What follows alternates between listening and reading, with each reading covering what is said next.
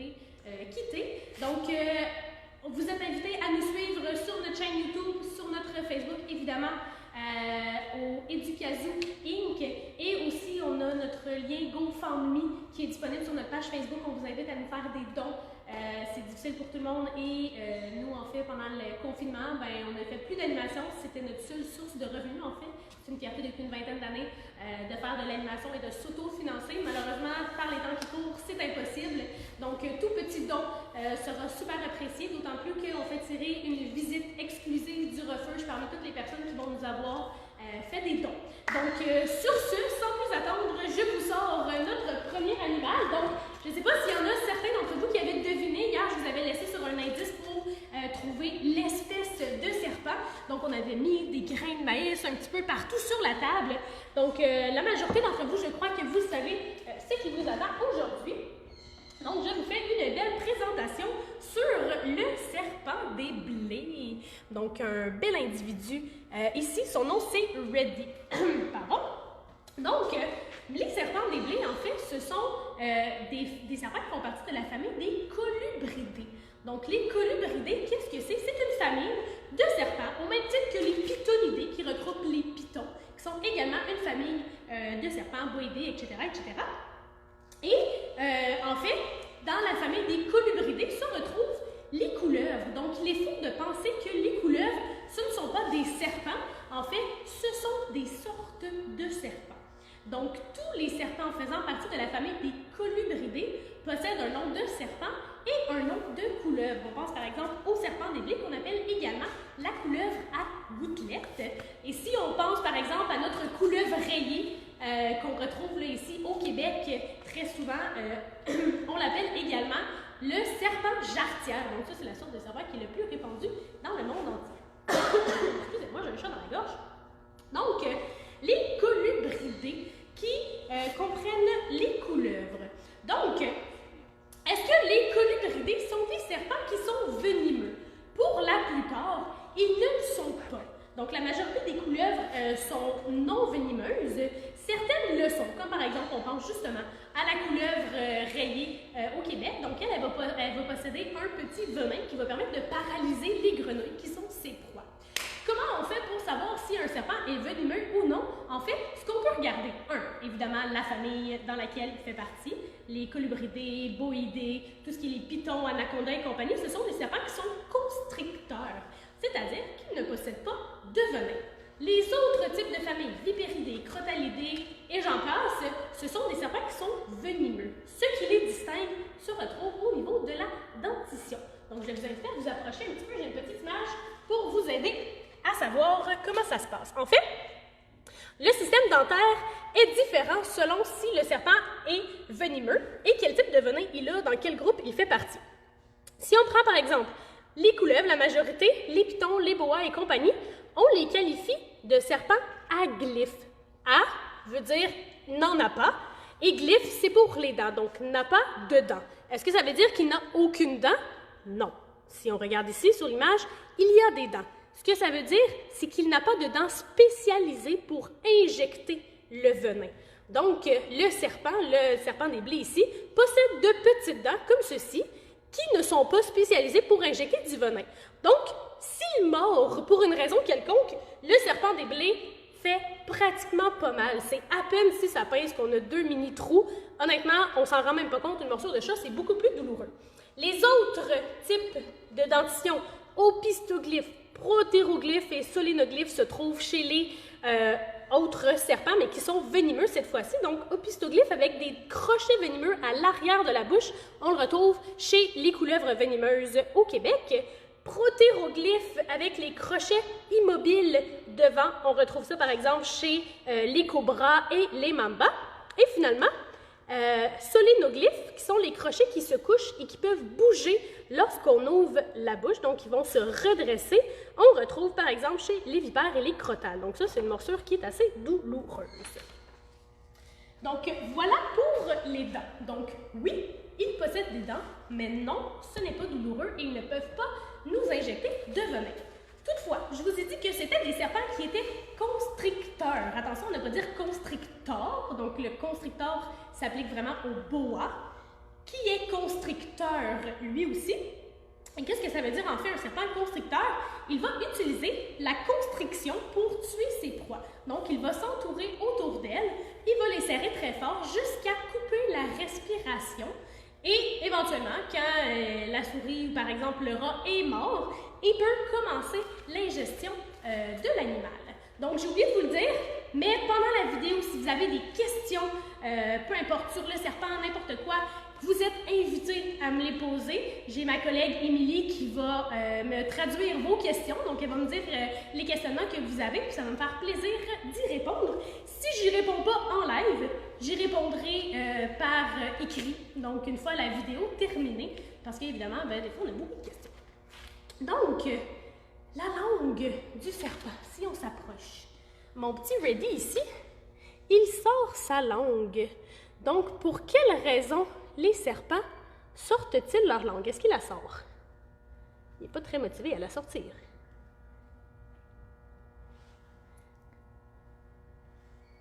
Voilà. Est-ce que tu l'as eu, Émilie?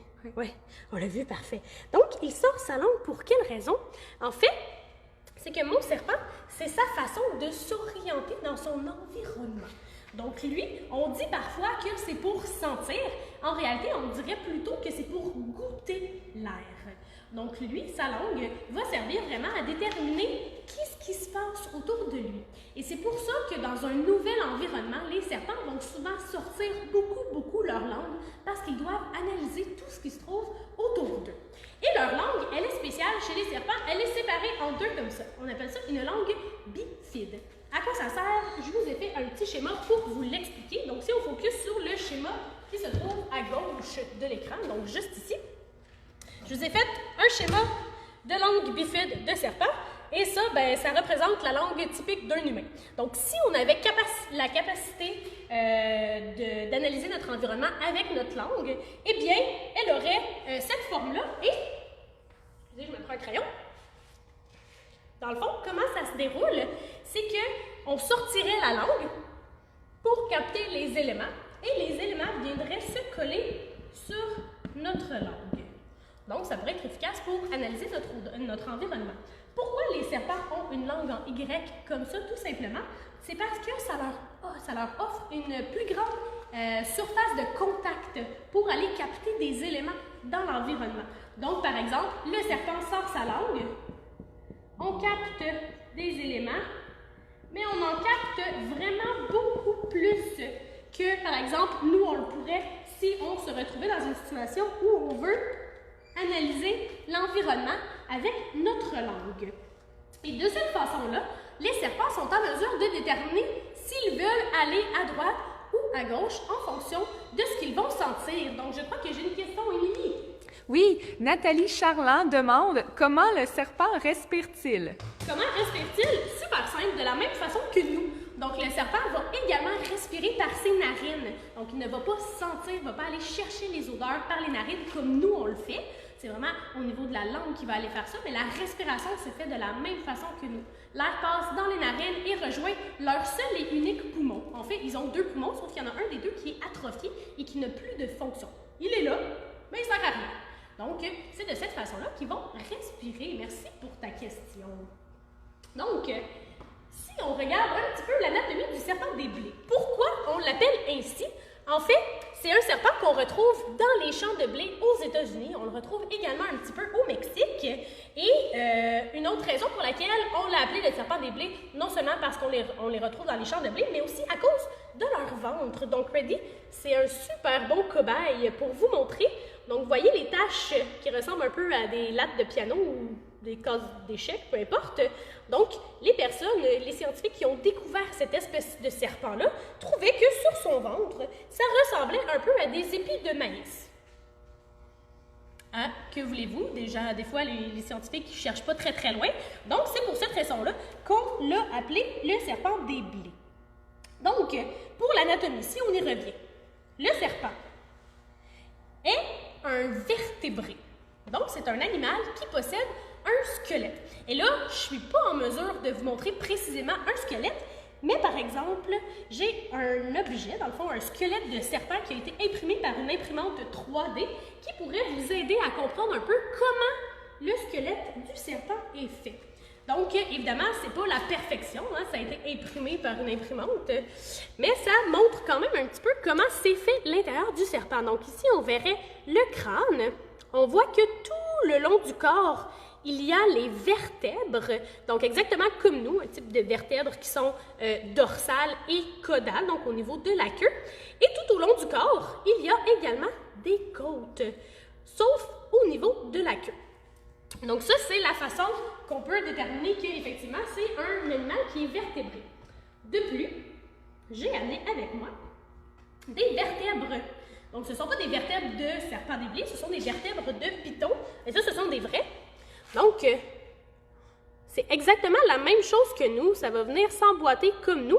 Et ça a quand même une flexibilité assez limitée. Donc, ça peut se déplacer sur les côtés, mais pas de haut en bas. Ce qui implique que mon serpent, si je le tiens dans mes mains, je ne peux pas le recourber de sorte que sa tête touche à sa queue à cause de la flexibilité qui est très, très limitée au niveau de la colonne vertébrale. Et c'est pour ça que la manipulation chez les serpents est super importante. Il faut faire très, très attention. Pourquoi? Parce qu'ils sont très à risque de se faire disloquer la colonne vertébrale. Et chez les serpents, c'est très rare que des vétérinaires soient présents pour replacer les os en place. Donc souvent, ça va s'en suivre avec une mort. Donc la manipulation, comment on la fait? Toujours le maximum de points de contact, au minimum 2, de cette façon-là, pour éviter la tension au niveau de la colonne vertébrale. Et si on le tient un peu plus rapproché, on maximise les points de contact. Donc je crois qu'on a une autre question. Oui, Dominique Drouin se demande, est-ce qu'il y a des oreilles? Si oui, où sont-elles? Très bonne question.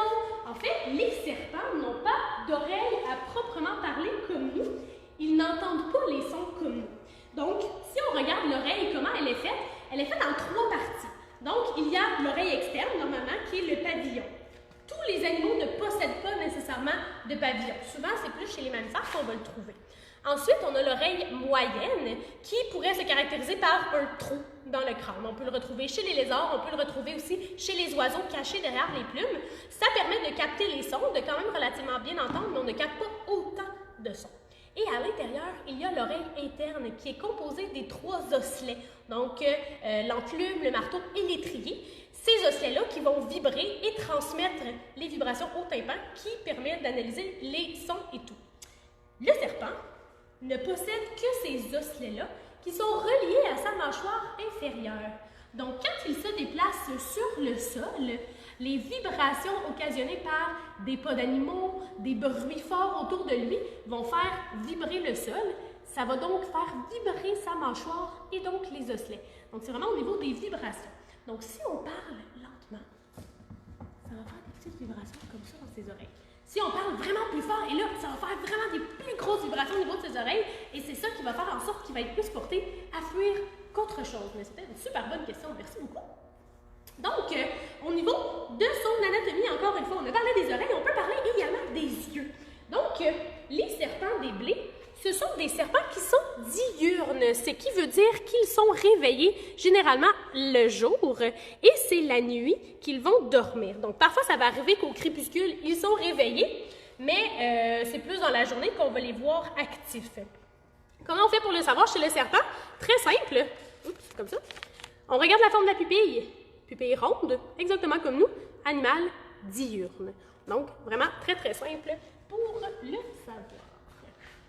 Maintenant, les serpents des blés, ce sont des serpents qui sont très, très, très habiles pour grimper. Donc, dans la nature, il n'est pas rare de voir en fait des serpents des blés qui vont grimper sur les arbres, qui sont vraiment très verticales, et ils vont utiliser les écailles sur leur ventre pour s'agripper. Et là, je vais vous expliquer un peu comment ils peuvent s'agripper avec leurs écailles sur leur ventre. Donc, les écailles du dos sont faites en forme de rond. Donc, les écailles du dos, en forme de rond, ce sont plein de petites écailles qui sont collées les unes aux autres. Et les écailles sur le ventre, c'est une longue écaille. Une longue écaille. Ces écailles-là ont... oups, mon serpent est en train de se sauver dans les décorations. Joli. Va-t'en pas trop loin. Parfait. Parfait, parfait. Donc, Les écailles sur le ventre ne sont pas totalement soudées ensemble, ce qui fait qu'ils ont la capacité d'utiliser les petites anfractuosités des arbres pour pouvoir grimper de façon verticale sans se blesser. Et ces écailles-là sont très utiles également lors de la locomotion. Donc souvent, ce qu'ils vont faire, c'est qu'ils vont, en fait, pas souvent, ils vont utiliser le péristaltisme. Donc ils vont contracter les muscles au niveau du ventre pour pouvoir se déplacer comme il faut. Ready, donne-nous une belle démonstration, s'il te plaît, de comment tu te déplaces. Lui, il veut jeter le blé par terre. Suffit le blé d'âne, ça ne m'intéresse pas. Donc, les serpents des blés vont vraiment utiliser une technique de serpentement qu'on appelle. Donc, c'est vraiment comme on est habitué de voir en S, tout simplement. Certains autres serpents vont utiliser plutôt la technique de l'accordéon. Donc, ils vont allonger une partie de leur corps, ramener le derrière, allonger une partie de leur corps, ramener le derrière. C'est souvent ce qu'on va retrouver chez les très gros serpents, comme par exemple les pitons réticulés, les anacondas, etc., etc. Donc, au niveau de la longueur du corps, le serpent des blés peut atteindre 1,80 m environ une fois adulte. Et là, une fois adulte, il faut faire attention parce que les reptiles, ce sont des animaux qui grandissent toute leur vie. Donc, peu importe leur âge, ils vont toujours continuer à faire le processus de la mue. Donc, ils vont grandir vraiment toute leur vie. Et donc, il se peut qu'ils atteignent une taille qui est plus grande s'ils vivent plus longtemps que leur espérance de vie normale. Donc, l'espérance de vie normale, qu'on pourrait dire pour un serpent des blés, ça serait entre 15 et 20 ans. Donc, il n'est pas rare qu'ils vivent un petit peu plus longtemps que ça. Donc, au niveau de la mue, comment ça se déroule le phénomène de la mue? Je vais vous expliquer ça. J'ai encore une fois mon petit schéma.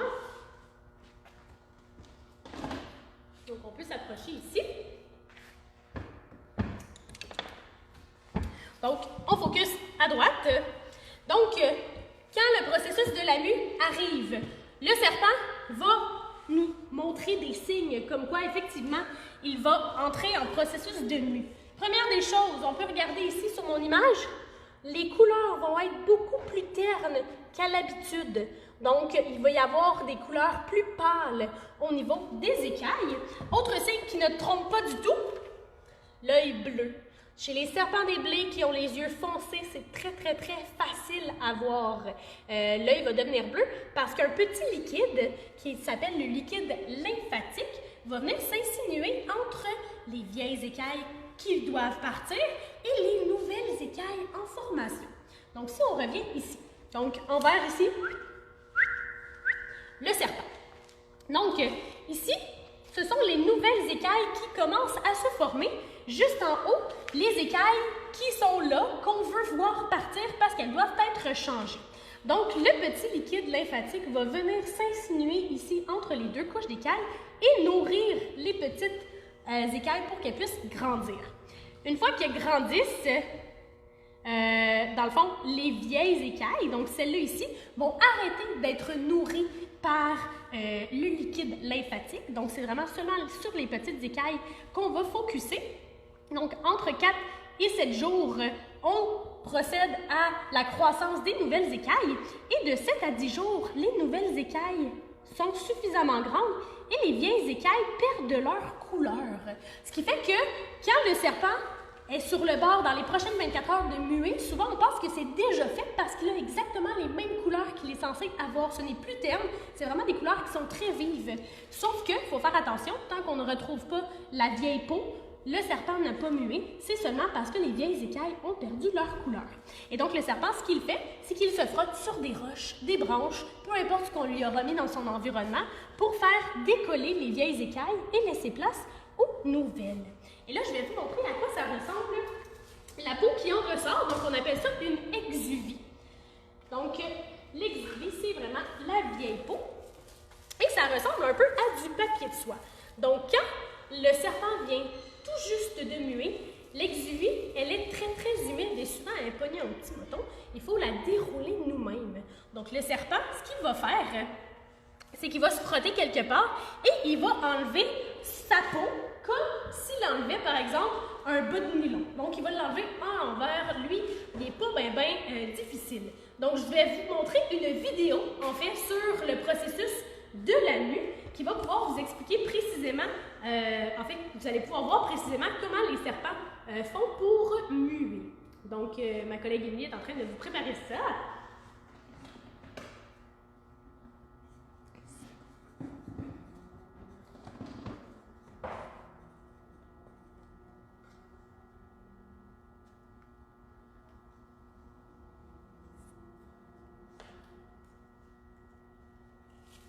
Donc, on voit bien la mue qui va se décoller à force que le serpent se colle sur les objets. Et bien sûr, lorsqu'il se colle, la mue va s'enlever. Ce qui est important pour savoir si le serpent est en bonne santé, c'est que l'exhibit se retire en un seul morceau. Si elle se coupe en divers morceaux et qu'il reste des bouts sur le serpent, des fois, ça peut être signe que le serpent n'est pas en bonne santé. Donc, voilà pour la vidéo. J'en ai profité en même temps pour changer de serpent. Hein? Donc, j'ai mon ami Salazar qui est avec moi. Puis, on a 2 questions. Oui, Dominique se demande à quelle fréquence le serpent mue-t-il? Très bonne question. En fait, la mue va vraiment varier en fonction de l'individu, de l'âge et de l'espèce. Donc, il y a certaines espèces qui vont muer beaucoup plus souvent, d'autres moins souvent. Il faut garder en considération qu'un jeune serpent est plus petit et son but, c'est d'atteindre la taille adulte le plus rapidement possible pour éviter d'être une proie pour les autres. Donc, c'est certain que lui, sa fréquence de mue va être beaucoup plus grande. 2 ou 3 semaines environ, il va faire une mue pour grandir le plus rapidement possible. Un adulte peut muer environ aux 2 à 3 mois, mais encore là, ça dépend toujours, est-ce qu'il est bien alimenté, est-ce qu'il a tout ce qu'il lui faut, des bonnes ondes d'humidité, de la bonne chaleur et tout. Donc, c'est certain qu'il y a plusieurs facteurs qui peuvent faire en sorte que le serpent va muer. Également, les écailles, c'est une protection contre l'environnement pour eux. Ce qui fait que s'ils s'égratignent quelque part et qu'il y a des écailles qui partent ou qui se blessent profondément, ça aussi, ça va engendrer une période de mue. Est-ce qu'il y avait une autre question, Émilie? C'est par rapport à la reproduction. Parfait. Alors, Andréane Pellerin se demande comment il fait pour faire des bébés, le serpent. Très bonne question. En fait, si on regarde sur mon serpent ici, dans le fond, la tête, le corps et ici, c'est la queue. À la base de la queue se retrouve ce qu'on appelle le cloaque. Donc, le cloaque, c'est une écaille, en fait, qui va s'ouvrir et se refermer comme un clapet. Et le cloaque, c'est l'endroit où le serpent va faire ses besoins, va faire la reproduction et que la femelle va pondre les œufs. Donc, très facile, le mâle et la femelle vont se courtiser, surtout le mâle, en fait, il va faire des danses, va sécréter des phéromones pour attirer la femelle. Et lors de l'accouplement, les 2 cloaques vont se frotter l'un sur l'autre et le mâle va faire pénétrer son pénis dans le cloaque femelle pour procéder à l'insémination, donc à la reproduction. Et après quelques semaines, en fait, les œufs dans le ventre de la femelle, bien, elle va pondre de 12 à 24 œufs. Et c'est 90 à 120 jours d'incubation. Donc, c'est quand même assez long. Et les serpents, quand ils sortent de l'œuf, ils sont vraiment tout petits. Donc, si on y allait maintenant au niveau de l'alimentation, qu'est-ce que ça mange un serpent des blés? Eh bien, malgré ce que certains voudraient, ce n'est pas un animal qui est végétarien, il ne peut pas devenir végétarien, il est strictement carnivore. Donc, dans la nature, il peut manger des proies qui sont 2 à 3 fois la grosseur de sa tête. Donc, des proies qui sont un petit peu plus grosses que lui. Donc, ce qu'on va faire, maintenant qu'on est rendu dans la période alimentation, on va procéder à l'alimentation pour les 3 serpents que j'ai amenés. Donc, Reddy, que vous avez vu tout à l'heure, Salazar et Gummy Bear. Donc, pour les cœurs sensibles, c'est le moment où vous me remerciez et que vous quittez. Sinon, restez avec nous, c'est vraiment fascinant à voir. Donc, une chose qui est importante, lorsqu'on fait la nutrition des serpents, de toujours les nourrir à l'extérieur de leur environnement, parce que sinon, ils peuvent associer le fait qu'on mette la main dans l'environnement à l'alimentation. Donc, je procède de ce pas. Donc, nous, ce qu'on donne à nos serpents, ce sont des petits rats qui arrivent déjà morts et congelés. Donc, ce ne sont pas des animaux que nous tuons. Pourquoi? En fait, tout simplement pour des raisons éthiques. Si l'animal est vivant et que nous, on lui donne, il y a de fortes chances que, s'il ne se fait pas manger, que le rat soit traumatisé au bout de la ligne. Et également, il y a de fortes chances que le serpent soit blessé. Donc, pour éviter tout cela, on s'assure vraiment d'y aller avec des proies qui sont déjà bonnes.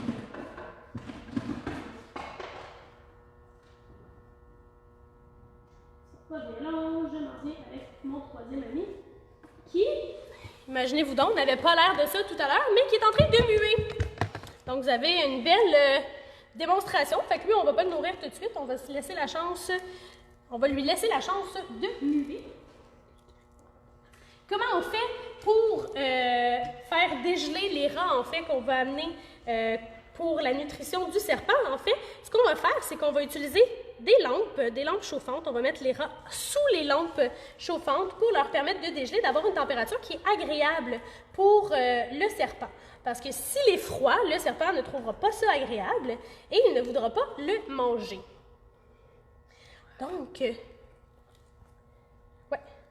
Donc, mes serpents n'ont pas l'air motivés à manger, ce qui est plutôt triste. Je vais aller en chercher d'autres pour tester la chose. Donc, on vous laisse sur Gummy Bear qui est en train de muer en direct et également sur mes deux autres serpents qui tentent de manger.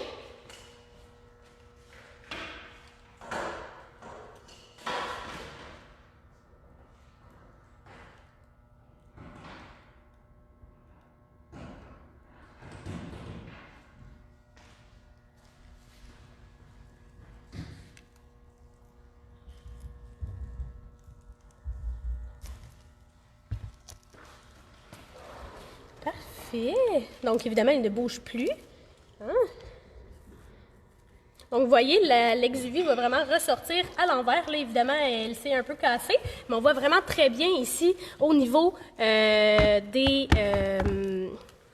écailles qui vont se reculer, dans le fond, qui vont se détacher une à une, comme on a vu sur la vidéo. En live, c'est encore mieux, beaucoup plus intéressant. Donc, on est allé chercher d'autres serpents, voir s'il y avait d'autres amis qui pourraient avoir faim. Parce que, bon, il semblerait que Reddy et Salazar n'aient absolument aucune envie de manger les petits rats qu'on leur a dégelés. Mais au moins, vous avez un beau phénomène de mue en cours.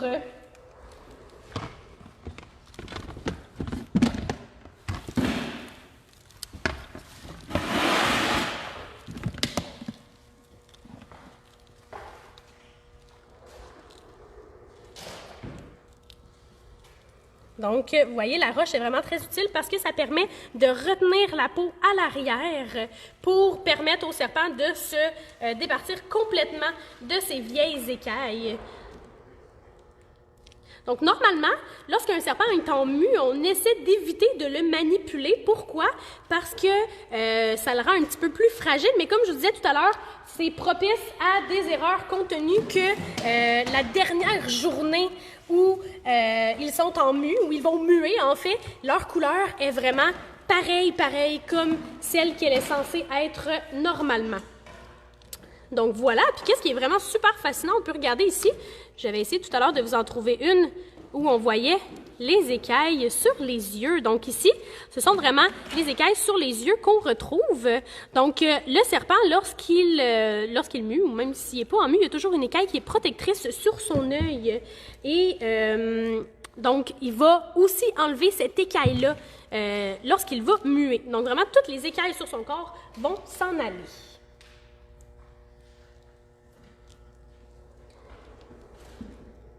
Il semblerait que nos serpents n'aient pas envie de manger, n'aient pas faim. Peut-être que c'est le fait de se faire regarder par des gens. Hein? Des fois, c'est un peu gênant de manger au restaurant puis que tout le monde te regarde un peu croche. Donc, c'est bien possible que ce soit pour ça. Prochaine étape, en fait, pour Gummy Bear, qui est en train de muer présentement. Généralement, la mue s'ensuit toujours par des besoins. Donc, le serpent va évacuer tout ce qu'il avait accumulé pour se libérer bien la bedaine. Et ensuite, c'est un bon repas qui va l'attendre. Donc, il va pouvoir manger des petits rats. Donc, je vous disais tout à l'heure, quand ils mangent, les serpents vont manger des proies qui sont 2 à 3 fois la grosseur de leur tête. Donc, super intéressant, en fait, c'est qu'ils ont la capacité de disloquer leur mâchoire. Donc, ils peuvent vraiment l'ouvrir à 180 degrés comme ça. Et sur leur menton, je vous montrerai sur Gummy Bear tout à l'heure, sur leur menton, ils ont comme une ligne qui permet de séparer la mâchoire du bas en deux. Ce qui fait en sorte qu'ils ont la capacité de manger des proies qui sont beaucoup plus grosses. Et vous souvenez-vous, tout à l'heure, je vous ai montré les dents. Les dents, ici, elles sont orientées vers l'arrière. Pourquoi? Parce que lorsque le serpent va manger, il va utiliser ces deux parties de mâchoire qui se sont séparées comme un escalier roulant pour faire progresser la proie jusqu'au fond de sa bouche. Donc, ça va être vraiment sa technique à lui pour l'alimentation. Et là, mon beau gummy bear est sur le bord de terminer sa mue. Donc, il ne reste que qu'un petit morceau. Et vous voyez, son exuvie est en un seul morceau. Donc, c'est vraiment une belle mue qu'il est en train de faire, ce qui est signe d'une bonne santé. Donc, on teste avec d'autres serpents pour vous donner la possibilité de voir là, au niveau de l'alimentation comment ça se déroule. Parce qu'évidemment, ben, ils n'ont pas nécessairement tous faim quand c'est le temps de les nourrir. Parce que les serpents, ce sont des animaux à sang froid, ce qui implique qu'ils n'ont pas besoin nécessairement de manger tous les jours. Donc, ils vont manger seulement à certaines périodes, donc aux 2, 3, 4, 5 jours. Chez les serpents, ça peut se rendre facilement jusqu'à une dizaine de jours entre chacun des repas, parce que ça leur prend quand même un certain temps pour digérer la proie. Et le fait de manger régulièrement, chez nous, c'est bon. Pourquoi? Parce qu'on se sert de l'énergie tirée de la nourriture pour se réchauffer, en fait. Eux, ce sont des animaux à sang froid, donc se réchauffer, le soleil fait la job, donc ce n'est pas un problème. On est toujours en tentative. Peut-être qu'un serpent aura-t-il envie de manger. Hein? On fait du live avec des animaux vivants, on ne sait jamais comment ça va se dérouler. Donc, c'est possible. C'est possible aussi que ça ne fonctionne pas. On verra bien. Donc, on a changé de serpent. On a Salsa ici, sur le côté. Salsa, qui est un serpent, généralement, qui est bien gourmand. Donc, il sent pour savoir, bon, qu'est-ce que c'est? Est-ce que c'est une proie potentielle? Qu'est-ce que je fais avec tout ça?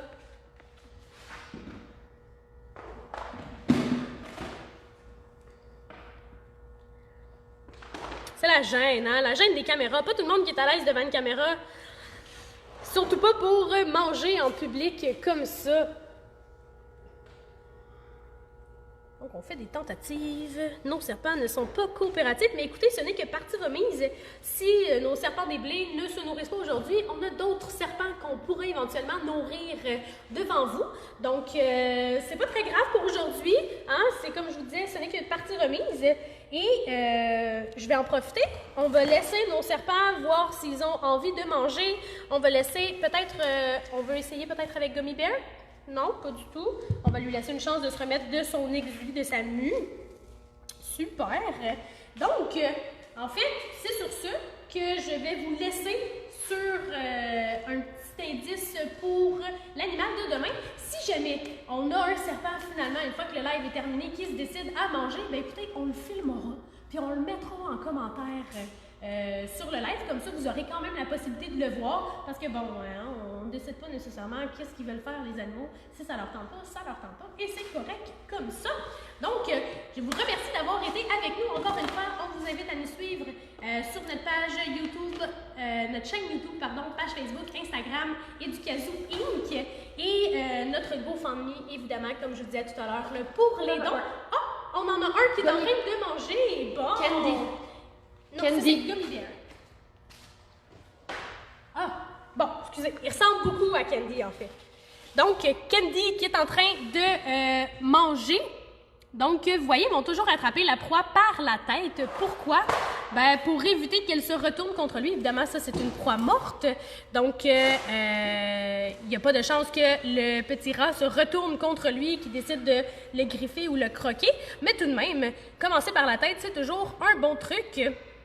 Et là, normalement, quand ils vont mordre une proie, les serpents constricteurs peuvent prendre un petit moment après l'avoir étranglé pour reprendre de l'énergie, parce que c'est une très très grosse dépense d'énergie pour eux de faire la constriction. Donc en ce moment, c'est ce qu'on peut observer chez notre ami Candy. Et là, vous voyez, il commence à faire bouger un peu ses mâchoires. Tiens, sur le côté, peut-être qu'on verrait mieux. Il commence à faire bouger un peu ses mâchoires pour faire progresser la proie dans sa bouche tout doucement. Et voilà. Donc, tranquillement, il va la faire progresser. Évidemment, s'il n'est pas dans une position qui est agréable pour lui pour manger, il va se replacer. Et quand il va se sentir à l'aise, eh bien, il va progresser. Il va faire rentrer la proie dans sa bouche relativement rapidement, pour vrai. Quand ils ont très faim, là, généralement, c'est en dedans de quelques minutes, là, la proie a progressé au complet dans la bouche. Et vraiment, au niveau de la base du cou, juste ici, on peut voir qu'il y a des muscles qui vont se contracter. Donc, c'est vraiment les muscles au niveau de la mâchoire qui vont permettre à l'animal, en fait, de progresser dans la bouche du serpent. Est-ce que pendant ce temps-là, vous avez des questions par rapport à l'alimentation, le serpent des blés en général ou quoi que ce soit? André-Anne voulait savoir comment fait-il des bébés? Comment fait-il des bébés? Écoute, Andréane, on a répondu à la question tout à l'heure, mais je peux te le répéter avec plaisir. À la base de la queue, juste ici, si on peut déplacer un peu la caméra, voilà, à la base de la queue, juste ici, de l'autre côté, on a le cloaque. Donc, le cloaque qui est, dans le fond, une écaille en forme de clapet qui va s'ouvrir, se fermer au gré de la reproduction et de l'excrétion. Donc, c'est vraiment très simple. Le mâle et la femelle vont frotter leurs deux cloaques ensemble et le mâle va introduire, dans le fond, son pénis dans le cloaque femelle pour procéder à la reproduction. Donc, l'insémination va se faire de cette façon-là. Et au bout de l'accouplement, en fait, il va y avoir une certaine période où la femelle va féconder les embryons et tout, va former les embryons, les œufs et tout. Et elle va les pondre, donc de 12 à 24 œufs environ, qui vont être pondus. Donc, généralement, ça tourne autour d'une vingtaine. Et c'est 60 à 90 jours, pardon, j'ai dit 120 tout à l'heure, mais j'étais dans les patates, 60 à 90 jours d'incubation environ là, pour arriver à l'éclosion des œufs. Donc, si vous regardez sur le côté ici, on voit vraiment très bien que le cou de notre amie Candy est en train de s'élargir, donc au gré de la progression de la proie dans son corps. Voilà. Donc, effectivement, quand un serpent progresse dans la bouche, quand un animal, une proie progresse dans la bouche du serpent, on va voir la forme jusqu'à un certain point parce que la constriction se continue. On appelle ça le péristatine. Donc, ça va vraiment venir faire de la constriction au niveau de la proie pour la rapetisser suffisamment pour qu'elle puisse entrer dans l'orifice de l'estomac. Donc, notre chère amie Candy qui était affamée.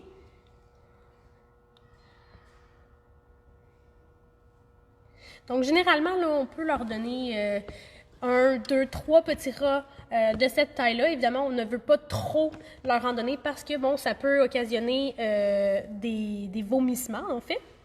Donc, si on en donne trop, ça ne rentrera pas au complet dans l'estomac, ce qui fait en sorte qu'ils peuvent régurgiter. Et également, c'est très important, après le repas d'un serpent, il faut lui laisser au minimum 24 heures pour que la digestion se fasse avant de le manipuler. Donc, idéalement, on ne le manipule que si nécessaire après un bon repas. Donc, on a une question. On a une question de Anne-Marie Bouchard. Il vit combien d'années? Le serpent des blés vit généralement entre 15 et 20 ans. Donc, c'est quand même un serpent qui vit relativement longtemps. Donc, une bonne espérance de vie. Et pour atteindre cette taille-là, c'est certain que ça prend quelques années. Le serpent des blés, quand il naît, là, il est vraiment très petit, environ une dizaine de centimètres seulement. Donc, c'est certain que quand ils naissent, on ne peut pas leur donner des proies qui sont aussi grosses que ça. Généralement, on va y aller avec de plus petites proies. Donc, le serpent, qu'est-ce qu'il est en train de faire? Il ressort un peu le petit rat qui était dans sa bouche parce qu'il s'est rendu compte qu'il y avait une patte en l'air qui n'était pas rentrée dans sa bouche. Donc, il le ressort un petit peu et il reprend une prise qui est adéquate pour pouvoir l'avaler complètement.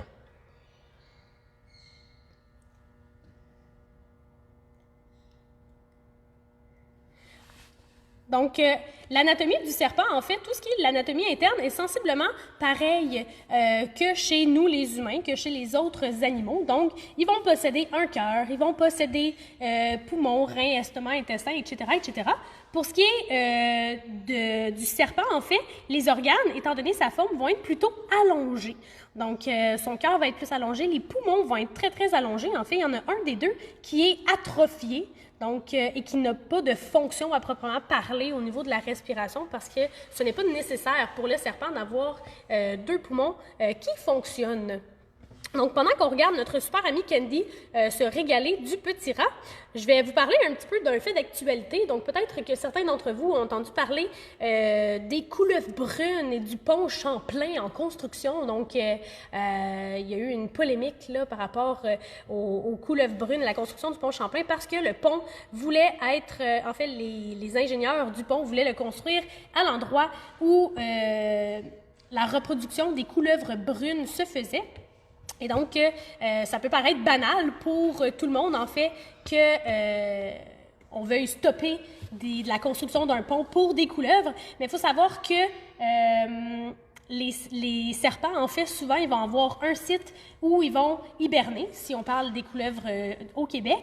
Il va y avoir un site où ici, ils vont faire la reproduction. Donc, si on enlève un de ces deux sites-là en faisant la destruction de leur habitat, bien, pour eux, c'est complètement aberrant. Ils se réveillent de leur hibernation au printemps et ils ne savent plus où aller, ils ne savent plus quoi faire pour la reproduction, ce qui peut causer leur déclin et donc leur extinction. Donc, c'est vraiment très important, là, quand on pense aux amphibiens et aux reptiles du Québec, puis que vous entendez des gens qui veulent qu'on y fasse attention, bien, c'est évidemment pour des raisons parce que les constructions humaines peuvent faire en sorte qu'on détruit certains habitats qui sont nécessaires et super importants pour nos amis, les animaux. Donc, notre amie Candy est presque remplie de son petit rat. Il ne reste que quelques centimètres. Donc, je vais vous laisser continuer de visionner le tout. Mais, comme je vous disais tout à l'heure, là, vous êtes invités à nous suivre. Demain, en live, nous aurons un animal qui possède 8 pattes avec nous. Donc, c'est un rendez-vous demain également à 14h pour un direct avec un animal multipatte.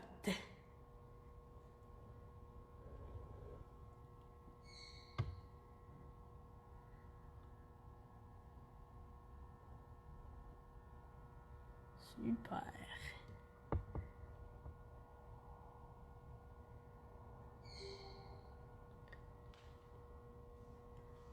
Bon, mais c'est super. Donc, vous avez été chanceux. Finalement, Candy a bien voulu vous montrer comment ça se nourrit un serpent, comment il mange. Donc, l'implication des mâchoires, l'implication des muscles, très important. Et sur ce, je vous souhaite une belle journée. On se retrouve demain, 14h.